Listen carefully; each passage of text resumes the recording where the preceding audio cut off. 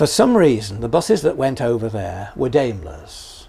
Quite a fleet of Daimlers from various operators went over to Copenhagen, including our 104.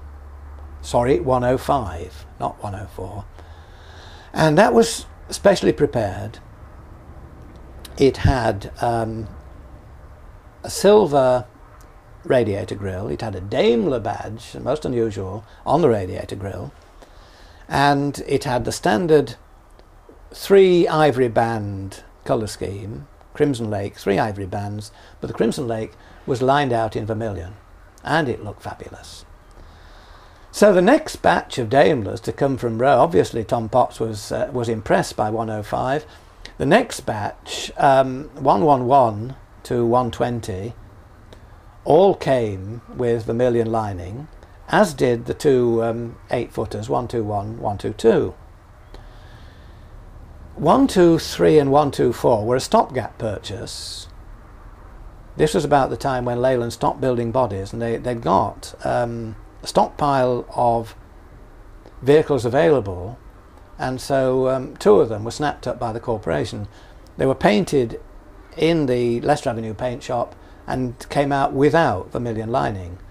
Soon afterwards along came the 7'6" Regent 3s. They all had vermilion lining again. And the older buses in the fleet gradually gained it as well. Not the really old ones, but certainly the Bristols, 97, 98 and so on, and they looked very, very nice. Then came the change when Tom Bamford, the economist, came along, and for a time the body shop and the paint shop continued to do touch-up and varnish, and so a lot of buses retained the vermilion lining and looked very, very smart. But Tom Bamford had a one-coat scheme. He said this was going to be economical. Paint your buses once a year, he said. He wrote an article in one of the transport magazines on this scheme. Paint your buses once a year with 1 coat of paint. And he started doing it. And he simplified the livery to just 1 white band. Varnish was out. Don't bother with varnish anymore. And for a year or two, a lot of Doncaster Corporation buses ran about with 2 pink bands and 1 white median band, because with 1 coat the old white or ivory showed through and they looked dreadful. Eventually, of course, with more coats of paint on, the pink disappeared. But from that time on, Doncaster Corporation's buses never looked quite as nice as they once had done.